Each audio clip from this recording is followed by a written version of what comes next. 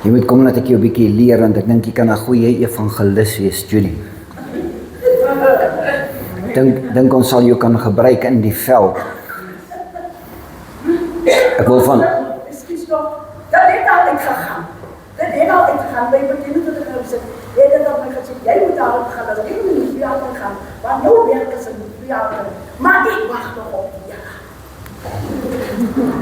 Amen, Judy. Ek gaan vanoggend 'n bietjie met u gesels oor die valskerk. Ons skrifgedeelte kom uit die boek van Judas. Nou as jy dink dit is vreemd, die boek van Judas, dis die laaste boek voor Openbaring. En dis nie eintlik 'n boek nie, dis 'n brief wat geskryf is deur Judas. En ek gaan jou later 'n bietjie verder daaroor vertel. Want in hierdie boek van Judas waarsku hy ons oor sekere dinge. En dat die kerk moet notisie neem daarvan.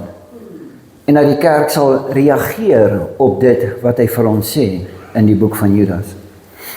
Ek begin gewoonlik so op 'n maandagooggend al, dan begin ek met die Here gesels oor die woord wat hy vir my moet gee vir Sondag. En dan kom die Here en hy is getroud en Sondag aan, dan begin ek met my vrou gesels. Ek sê dis wat die Here vir my gee.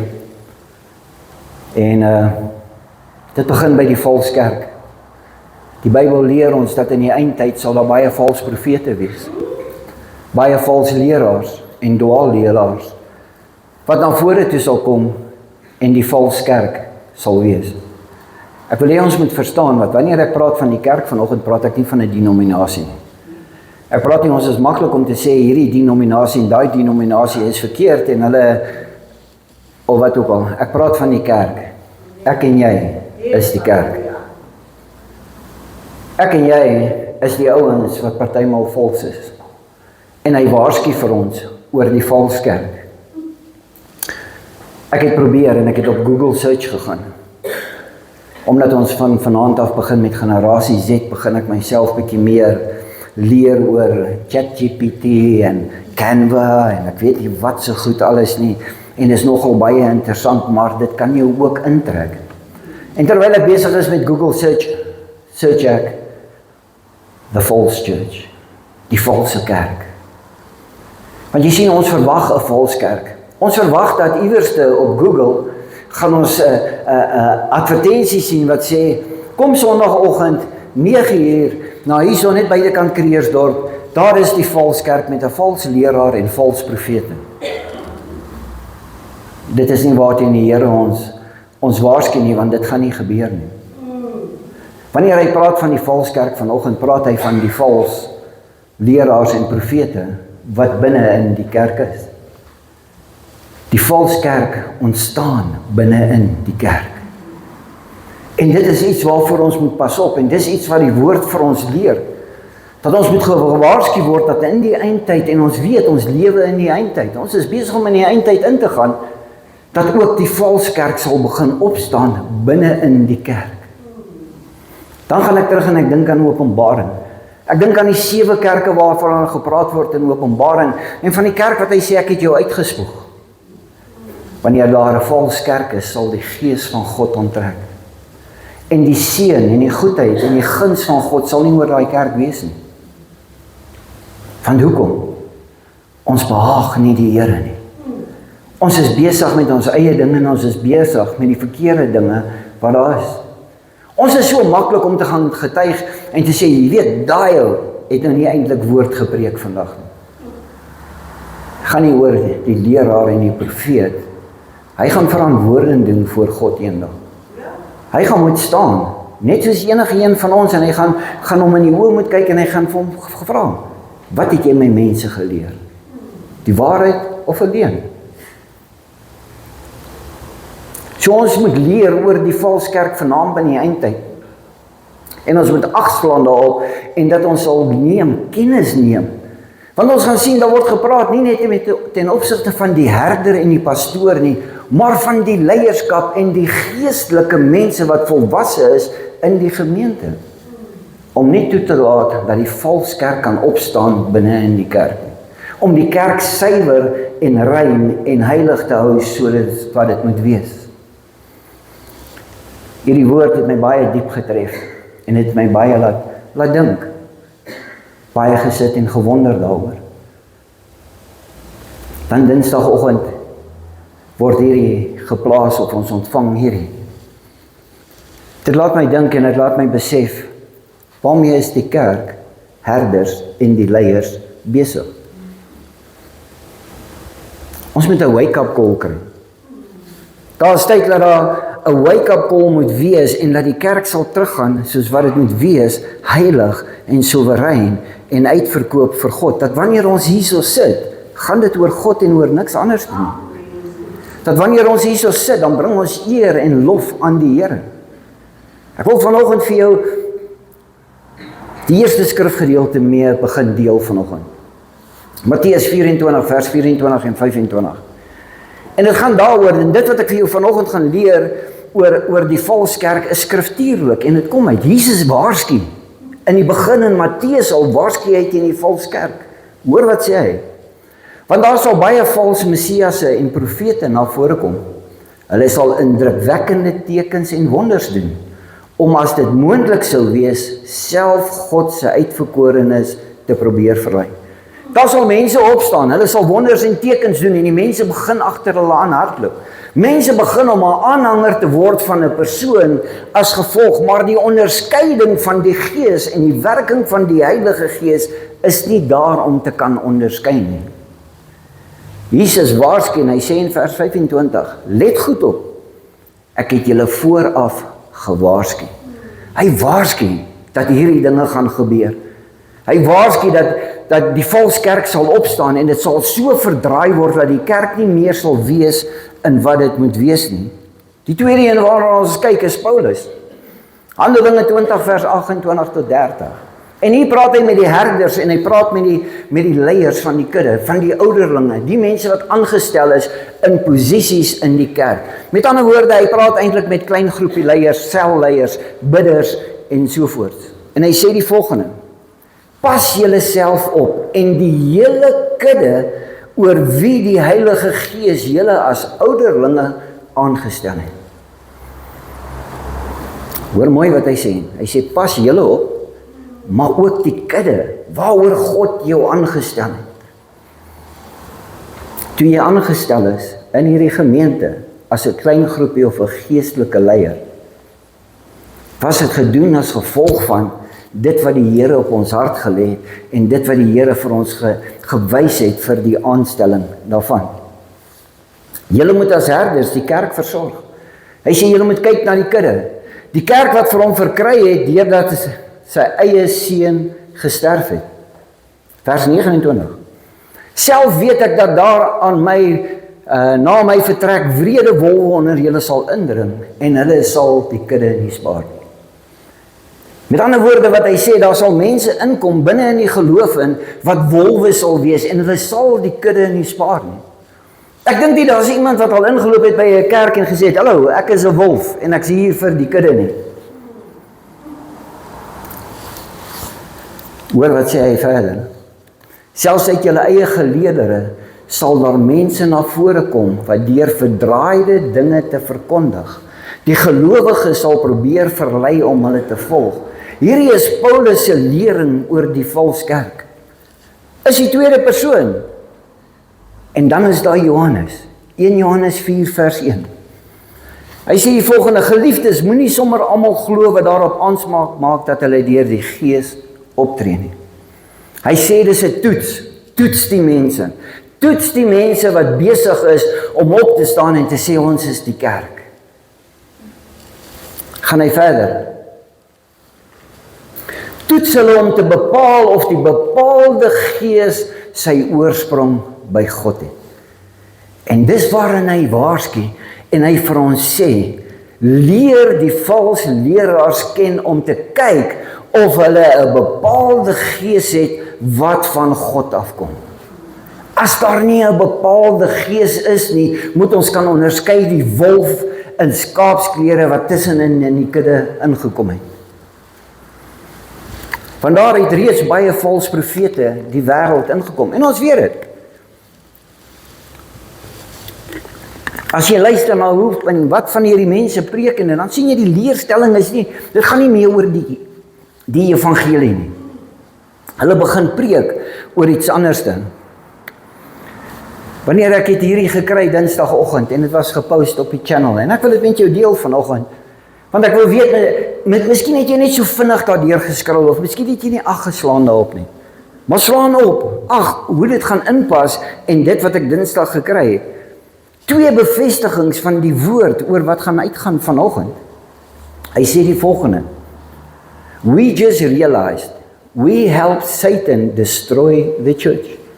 The devil does not need to destroy the church if the people inside are already doing it for him. En nou gaan ek terug na die grap wat ek vertel. Van die ou wat verby die kerk loop en hy sê die duiwel is op die dak en ek pas nou maar sommer net die grap aan soos ek goed gaan. En hy's besig met sy demone en hulle speel poker en alles. En jy vra vir hom, hey, wat is jy besig om te doen al bo op die kerk se dak? Het jy nie 'n werk al binnekant nie? Hy sê nee, die mense sorteer hulle self daar uit. Ek het niks nodig om te doen daar nie. Die valse kerk binne in die kerk is besig om my werk vir my te doen. En dis waarvoor hy waarsku hierso. Dis wat hy met ons praat oor. Satan does not fear our Sunday songs. Hy's nie bang vir hierdie liedjies wat ek en jy sing nie. He fears holy lives, broken hearts and knees that touch the floor. And when he sees a church without fire, without hunger, without unity, he doesn't attack, he waits. Daai kerk is besig met sy eie ding en hy hou homself besig. Hy het nie nodig om enige plan te beraam of om in te stap in daai kerk en skommelinge te begin doen nie, want die kerk homself is besig om teen homself te werk. So hier 7 punte wat ek met jou wil deel. Satan destroys the church when Christians love sin but hate repentance. Ons hou daarvan om vas te hou aan die sonde van die wêreld. Ons hou daarvan om op 'n Sondagoggend die sonde buite kan die parkeerarea te los en dat wanneer ons in die kerk inkom, lig ons hande op en ons sing, hy gesien, halleluja, maar wanneer ons uitstap, dan vat ons dit weer saam met ons terug vir die res van die week. Hoor wat sê hy, Titus 1 vers 17, they profess to know God, but their works deny. Hy sê hulle verklaar op 'n Sondagoggend en lig hulle hande op en sê, maar ons dien 'n lewende God, maar wanneer hulle daar uitgaan, dan is die ongehoorsaamheid aan die woord van God. Die tweede punt wat hy sê, Satan destroys the church through the easily offended, thin-skinned, ego-driven believers. Hy sê dit gaan oor mense en hulle self. Daai ou wat so fyn gevoelig is, daai ou wat sê, weet jy wat, die pastoor het my nie gegroet vanoggend nie. Vanoggend, jy weet, ek is nie meer gemaklik hier nie, want daar nou is dit en dit is wat besig is om te gebeur. Fyn gevoeligheid omdat iemand iets gesê het, en nou is daar 'n reaksie daaruit, en nou is jy kwaad vir die kerk, en nou loop jy uit die kerk uit. Some Christians treat the church like a place where their feelings must be protected, yet they ignore the wounds they give others. Die pastoor sit hier voor. 50 mense kyk na die pastoor. Een persoon. Die pastoor kyk na 50 mense en hy het 50 mense se dinge wat hy partymal moet uitsorteer. Maar ons is so fyn gevoelig. Wow. Luister, kom ons raak nie. Ons is besig om toe te laat Satan die werk, ons doen die werk vir hom in die kerk. Hy het nie nodig om enigiets te doen nie. Hy kan maar net agteroor sit en lag en sê, weet jy wat, hy volle evangelie kerk van God. Ag nee wat. Ek moet maar net wag, hy gaan homself destrooi. En dis meeste van die tyd wat gebeur met die valse kerk. Hoor wat sê hy? Yet they ignore the wounds they give others. If you leave church because someone corrected you, you didn't leave because you were hurt, you left because you were proud. Jy sien die korreksie kon nie daar gewees het nie. Die woord wat geuiter word om vir my en vir jou te help om te leer en te onderrig. Nou loop ek, want jy weet, ek is fyn gevoelig. Hey, daai pastoor het nou net spesiaal vir my gepreek. Die pastoor preek nie net spesiaal vir jou nie, dis 'n boodskap wat hy ontvang, wat hy bring. God weet wie sit in die gemeente, God weet wie moet die woord hoor. En hy is net gehoorsaam aan die woord, en hy is net gehoorsaam aan die Here. Die derde een, Satan destroys the church through gossipers who pretend they are concerned. Sure. The devil doesn't need a microphone. He just needs a believer with a loose tongue. Daai persoon, hy kan nie eers wag om uit die kerk uit te stap nie, hy begin sommer al net iets te skinder binne in die kerk. Hy sê weer, het jy gesien wat het Tannie Tinkie vandag gedoen? Sy het nie haar hande opgelig nie. Hy kan nie eers wag nie, hy het nie eers 'n mikrofoon nodig nie, hy begin onmiddellik te stuur. Talking about people instead of praying for them is partnering with hell. Hoor wat hy vir jou sê vanoggend.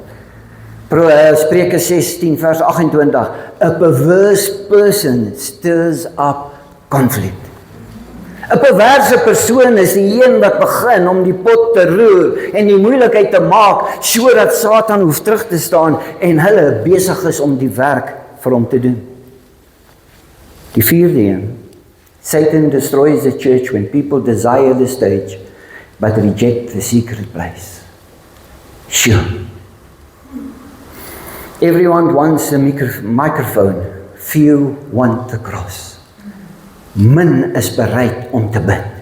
Maar elkeen soek 'n platform. Elkeen wil belangrik wees met 'n mikrofoon. Elkeen wil dink dit gaan oor my en my alleen. Dit gaan nie oor jou nie. James 4:6. God opposes the proud. Hell laughs when leaders rise without character and members who serve without submission. Wanneer mense nie onder autoriteit en gesag kan staan nie. Want jy weet wat? Jy werk teen God. God het 'n gesag geplaas binne in die kerk. God het 'n struktuur hoe dit werk binne in die kerk. Jy het 'n pastoor, jy het 'n kerkraad. Die kerkraad word aangestel. Die pastoor word verantwoordelik gehou deur die kerkraad. Die kerkraad moet ook verantwoording doen teenoor die gemeente. En die gemeente, wanneer daar mense gesien word en gefouteer word, dan moet daar opgestaan word en dan moet daar teen gepraat word. Nummer 5. Satan destroys the church when worship becomes performance, not surrender. Dit gaan oor my talent en hoe goed ek is. Gaan daaroor ek is onskykbaar. Ek is die main, soos ek dit kan stel. We raise our hands but don't praise holiness. We sing loudly but obey slowly. This is not worship. This is pretending. Mattheus 15 vers 8. Their hearts are far from me. God is not moved by volume, He is moved by obedience. Dit is wat die Here sê wat ons moet doen. En wanneer ons dit doen, dan is die gehoorsaamheid aan die Here daar. Dit gaan nie oor die eie ek of die eie persoon nie. Vers nommer 6. Satan destroys the church when prayer meetings are empty, but complaints are full. Hierdie is 'n eina.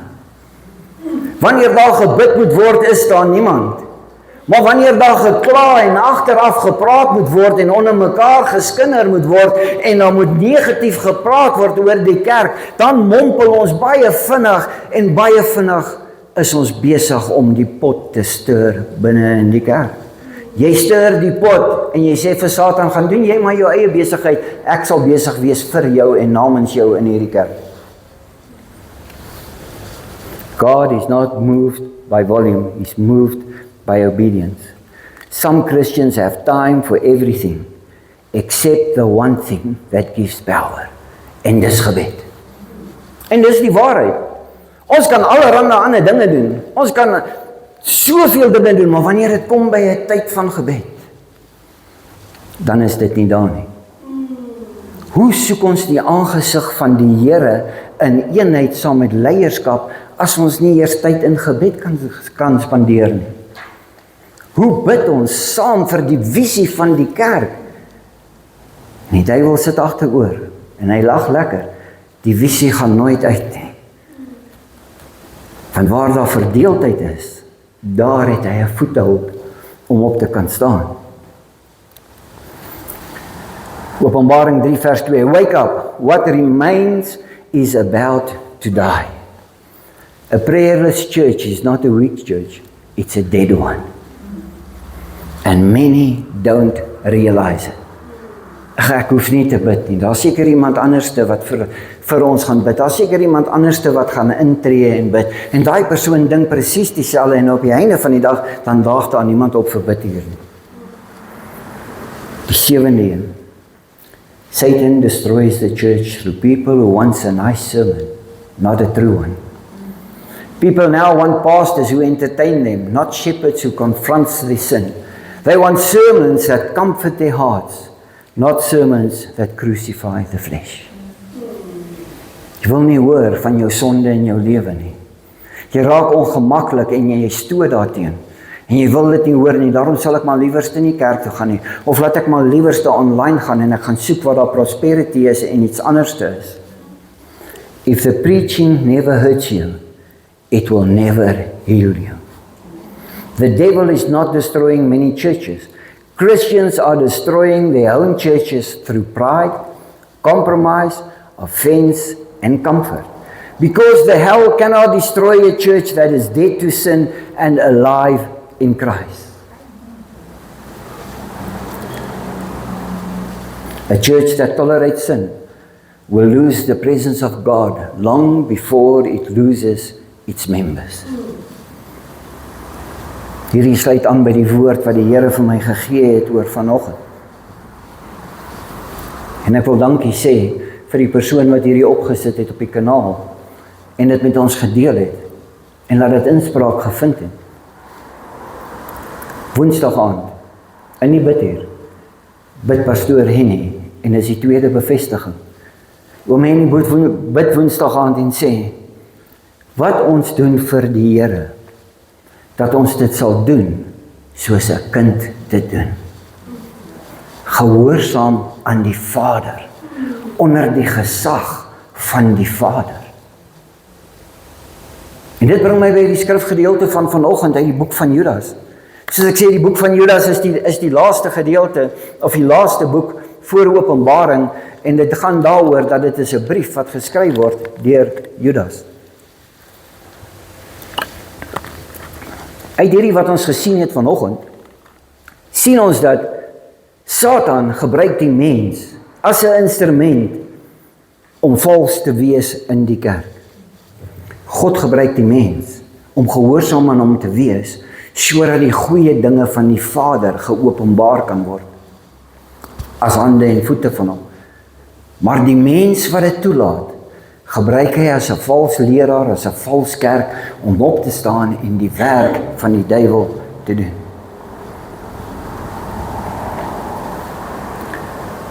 Hy gebruik mense, sodat die vals kerk kan groei binne in die kerk, sodat die kerk verdeeld en nie effektief kan wees nie. Ek het 'n gesprek gehad, en dit is altyd lekker as ons by mekaar kom, die pastore, en ons gesels met mekaar, en ons hoor oor dinge, en dan praat ons, en ek het 'n gesprek. En nou so hier en daar, partymal verskil ons van dinge, en ek gesels oor die volkskerk, en die dinge van die volkskerk, en wat is besig om te gebeur in die kerke. En hier is deel van dit wat hulle sê.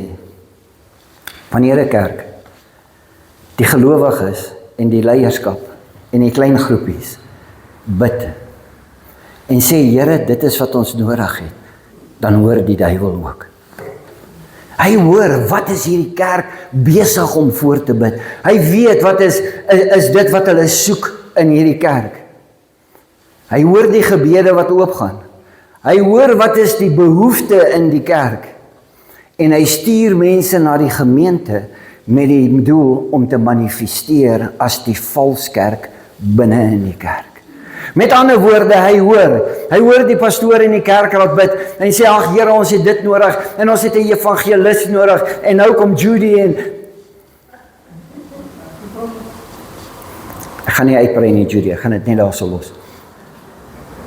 Dan stuur die duiwel ook mense in die kerk in. Van die mense wat in die kerk inkom, identifiseer die inner needs van daai gemeente. Die mense wat bid, glo dat God het die gebed beantwoord. Hulle is dankbaar oor dit wat besig is om te gebeur, omdat hierdie mense gebruik kan word, en die duiwel kom en hy identifiseer hulle en hy gebruik hulle om te manifesteer in die kerk. Baie maal dink jy dis antwoord op gebed, maar dit is nie.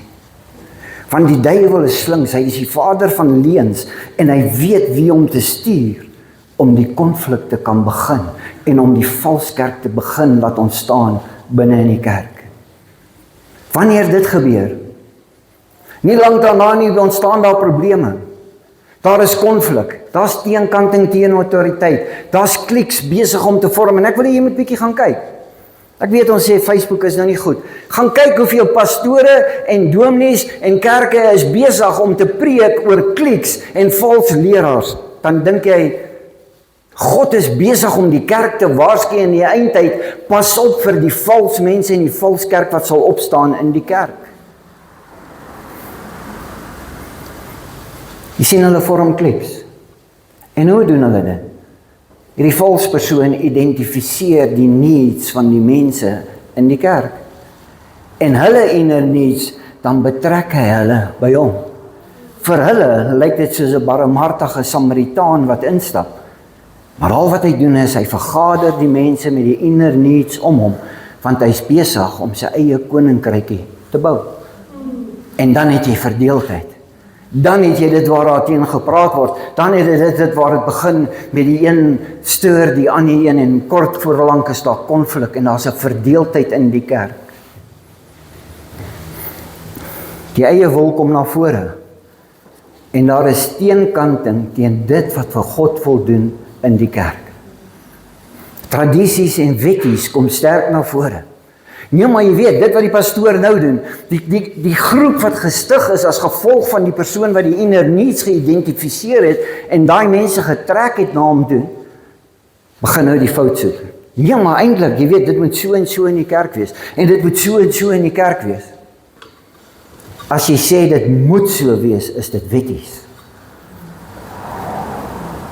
Vertrou die pastoor, vir wie God aangestel het, om te hoor by hom en die regte ding te doen in die kerk, want hy sal antwoord. Ons is nie hier om te oordeel en mekaar te oordeel nie, God gaan ons oordeel eendag en vir hom sal die oordeel ook daar wees, indien hy verkeerd is. Alles word 'n probleem, en alles is 'n fout.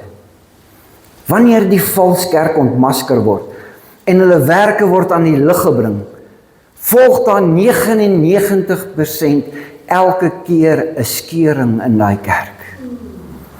Want jy sien, die persoon word uitgelig, dit word geopenbaar en alles, en nou wil ek nie meer in daai kerk wees nie, want ek word geïdentifiseer as die vals kerk, en nou vat ek die mense saam met wie ek myself omring het, en ek sê, is tyd om jou kerk te groet.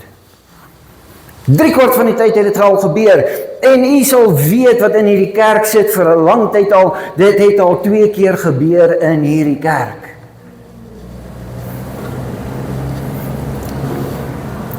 Die persoon wat wegbreek en sy eie kerk stig, nie lank nie, dan maak daai kerk toe. Hoekom? 'n Kerk het geen bestaansreg wat uit 'n rebellie gestig word nie. Daai kerk kan nie die seën van die Here hê nie. Daai pastoor, daai leraar, wie ook al die persoon is, hy kan nie die seën van die Here hê nie, want rebellie is sonde teen God. Wat het die engele gedoen? Hulle het gerebelleer. Hulle het opgestaan teen God. Dis sonde. 'n Wegbreekkerk word gebore uit rebellie. En het geen bestaansreg nie. En daarom misluk dit. Dis presies waaroor die woord vanoggend oor ons gaan. Ons word gepraat met die leierskap en die gemeente en ons word gewaarsku uit die brief van Judas uit om seker te maak dat ons nie die vals kerk toelaat binne in die kerk nie. En partymal wil jy mense so graag tevrede stel. Jy wil graag so ding want jy glo dis die antwoord op die gebed. Maar na 'n ruk dan sien jy wat is besig om te gebeur en jy besef, maar weet jy wat? Ek staan skuldig daaraan. Want die onderskeiding van die gees was nooit daar nie. Ons word gewaarsku, die kerk, moenie die valse leraars toelaat in die kerk. Ons blaai na die boek van Judas toe. Judas, die halfbroer van Jesus en die broer van Jakobus, skryf hierdie broer ongeveer so tussen 65 tot 70 na Christus. Hierdie is nie Judas Iskariot nie. Hierdie is die halfbroer van Jesus. Judas is die een waarvan ons lees in Johannes 7 vers 5, wat getwyfel het of Jesus die Messias is. Sy eie broer het, of sy halfbroer het getwyfel in hom. En hy skryf hierdie brief om die mense te waarsku, die gemeentes te waarsku oor dit wat besig is om te gebeur en in die eindtyd van die valskerk wat sal opstaan. Na die dood van Jakobus in 62 na Christus neem Judas die leiersels oor van die gemeente in Jerusalem. En dis hier waar hy die brief skryf om te waarsku die gelowiges.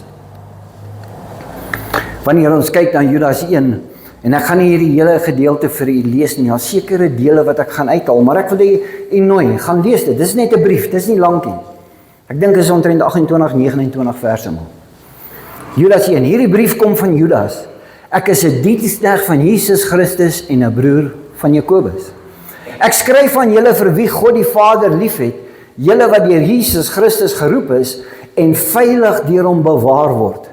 Mag God se ontferming, vrede en liefde steeds meer en meer julle deel word. Hy sê vir my en vir jou in vers 1 en 2, ek skryf hierdie brief aan die gelowiges, nie aan ongelowiges nie.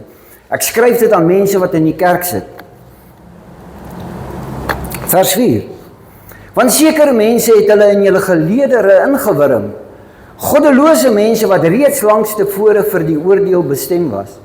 Hulle verwring die genade van God tot roekeloosheid en miskien ons enigste eienaar en Here, Jesus Christus.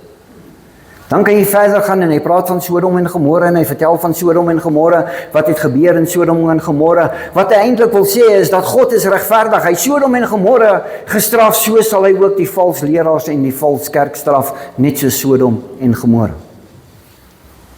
Vers 8. Net so is dit nou met hierdie goddelose mense. Terwyl hulle op droomvisioene aanspraak maak, besoedel hulle eie liggame, verwerp hulle gesag en beledig hulle die glorieryke wil van God. Dit gaan oor myself.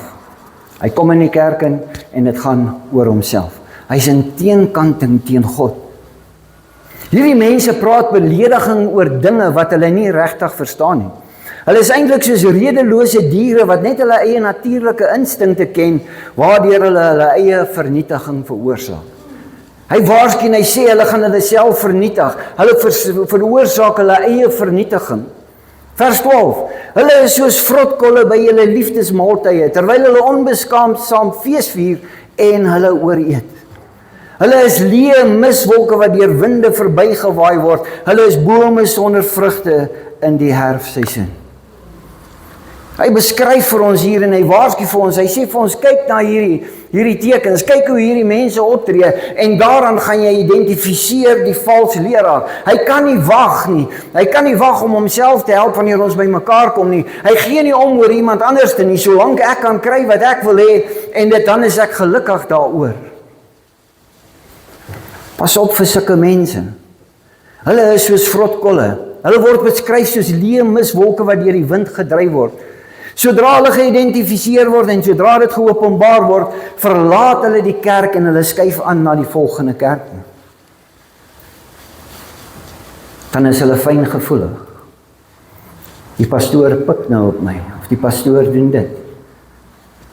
Maar dit is wat die woord van die Here sê. Dit is wat die woord van die Here vir my en vir jou leer om te identifiseer die vals kerk binne in die kerk. So swerf hulle in hulle werke en probeer hulle by elke kerk om hulle in te wring. Die probleem met sulke mense is dat hulle altyd die pastoor of die leierskap in die gemeente die skuld sal gee hoekom hulle weg is. As altyd fout gevind word. En hy beswerf van een kerk na die volgende kerk. En na 'n ruk dan swerf hy na die volgende kerk toe. Want hy blameer. As die een wat verkeerd is, wanneer hy by die 8ste kerk kom, begin jy agterkom. 8 pastore kan sekerlik nie verkeerd wees nie. En een persoon is reg. Jy sien, hulle kom binne in jou kerk en hulle wurm hulle self in jou kerk en onder hierdie mooi wolfsklere, hierdie mooi lammetjie klere, maar meantime is hy 'n wolf daar binnekant en kort voor lank is jy pastoor nommer 9 wat verkeerd is en skuif hy aan na die volgende kerk toe. Identifiseer sulke mense, want dis mense wat besig is om moeilikheid te maak in die kerk. Gemeenteraad, hy praat met ons. Hy sê ons moet seker maak. Ons moet seker maak onder die leiding van die Heilige Gees van die onderskeiding. En nie net altyd glo dat dit is gebed wat beantwoord word nie. Hulle sal nooit erken dat die probleem is by hulle nie. Sal nooit sê ons is fyngevoelig of ons is winvellig of ons is egoïsties en daar was dit gesê en nou skuif ons maar aan na die volgende kerk toe. Daar word so vinnig gepraat en gesê dit is die pastoor en die kerk se fout.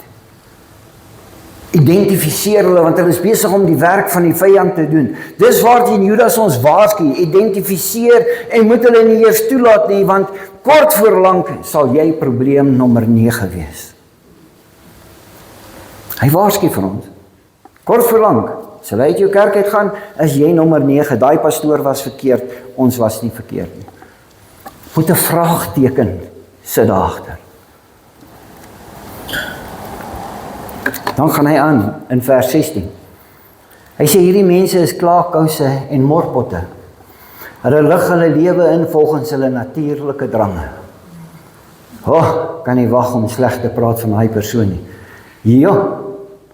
Kan nie wag om te begin skinder nie. Kan nie wag nie, hulle is nog nie eers uit by die kerk nie, dan begin hulle om die pot te roer hier in die binnekant. Hulle is klaarkouse, hulle is morpotte. Daar sal fout wees met alles wat gedoen word in die kerk. Daar sal fout wees met alles wat jy ooit aan kan dink. Die drange van die natuur is so sterk die binnekant in hulle, dat hulle self nie kan keer nie. En met die mond raak hulle arrogante dinge kwyt, hulle vlei ander terwille van hulle eie voordeel. Raak arrogante dinge kwyt. En dit laat my dink. Het jy al gesien, wil jy nog met iemand praat dan? My vrou het dit al genoem van Tanya. Haar lippe beweeg nie, maar sy is besig om arrogante dinge alreeds hier onderlangs te stuur oor dit wat besig is om te gebeur. Kerk, ons word gewaarsku teen hierdie mense.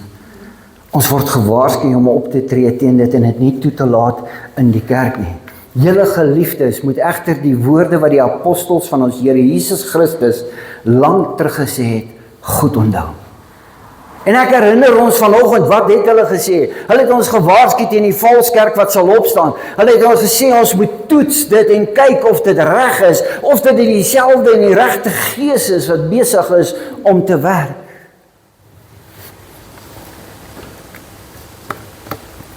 Hulle het vir julle gesê dat daar in die eindtyd spotters sal wees, wat hulle lewe inrig volgens hulle eie goddelose menslike drange.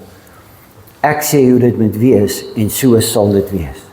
Dis die eie ek. Daar's geen gesag onder God nie. En die volkskerk gaan teen dit wat God vir die kerk sê. Nee, maar kom ons moet dit doen. Kom ons moet so maak. Kom ons moet so maak. Dit is juist daardie mense wat verdeeldheid veroorsaak. Hulle lewe volgens hulle natuurlike drange en het nie die gees in hulle nie.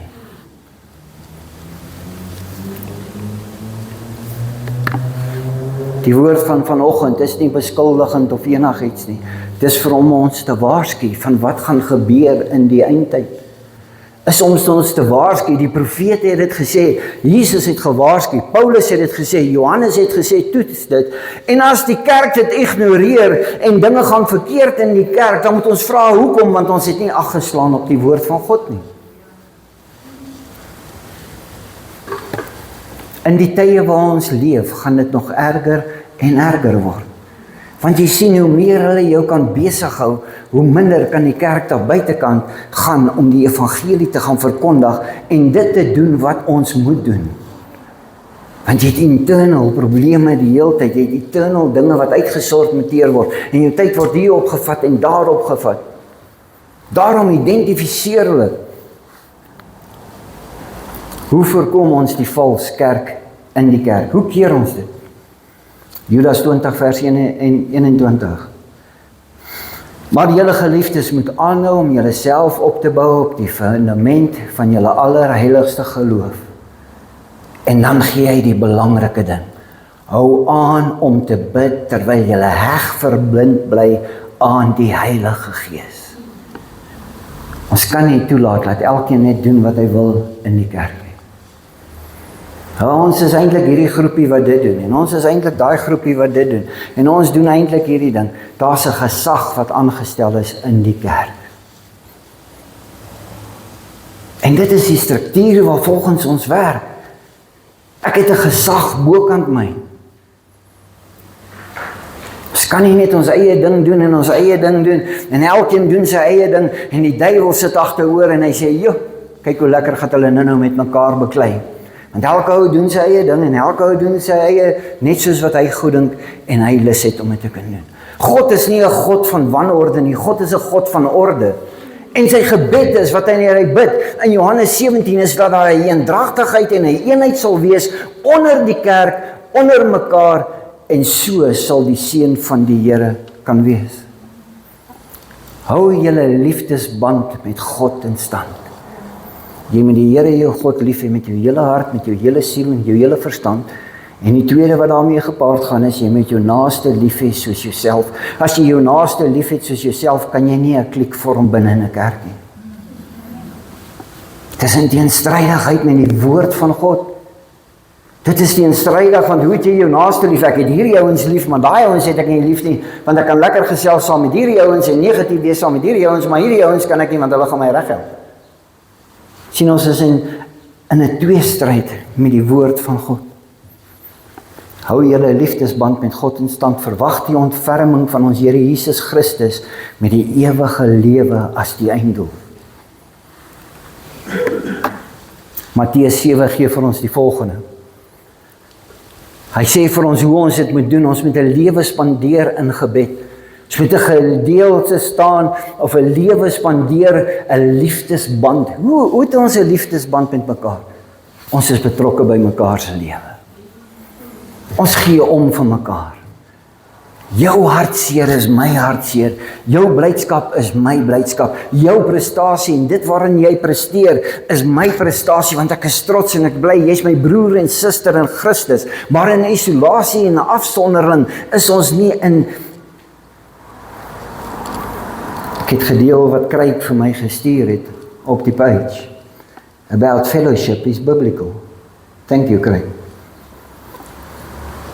Matteus 7 vers 15 tot 17, hy sê, so gaan julle weet, pas op vir die valse profete, op die oog af lyk hulle soos onskuldige lammetjies, maar in werklikheid is hulle gulsige wolwe.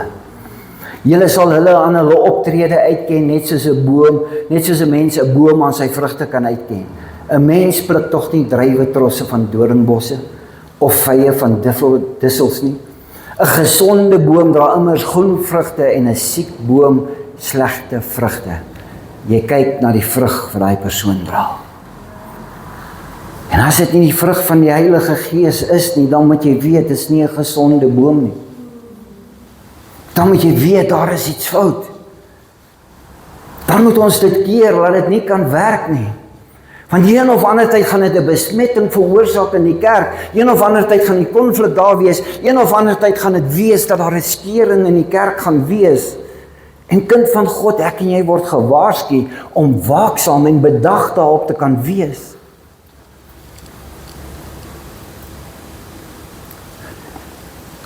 Een gesonde boom dra immers goeie vrugte en 'n siek boom slegte vrugte. Kom ons wees versigtig. Kom ons pas op. En kom ons hou die kerk skoon en rein soos wat hy moet wees. 'n Kerk in eensgesindheid.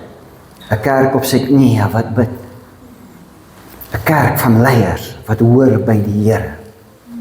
Wat onder die gesag staan van wat daar geplaas is van die Here af. En dan kan ons 'n geseënde en 'n gesonde kerk wees. Dan sal die vyand alles moontlik probeer om te keer dat hierdie kerk nie geseënd kan wees nie. Maar ons laat hom nie toe nie en ons gee hom nie 'n voethold in die kerk nie. Ek het dit reeds gesê en ek gaan dit weer vir jou sê, die eindtyd is besig om te kom en dit gaan erger word en die verdeeldheid gaan erger word en die valse leerstellings en die vrug gaan erger word en ons kan dit nie toelaat in die kerk nie. Ons het mekaar nodig. As ons dink in wat CRL wil doen en so het ons mekaar nodig om vir mekaar te kan bid en by mekaar te kan uitkom. Gaan jou vra. Kom ons help mekaar in die kerk. Help die leierskap en help die pastoor. As jy geesvervuld is, glo ek jy die gawe van onderskeiding. En jy kan sê, pas op, ek onderskei wat is reg en wat is nie verkeerd nie. En laat ons dan kyk na die vrug van die boom om te sien of dit reg is. Kom ons maak ons oë. Hemelse Vader,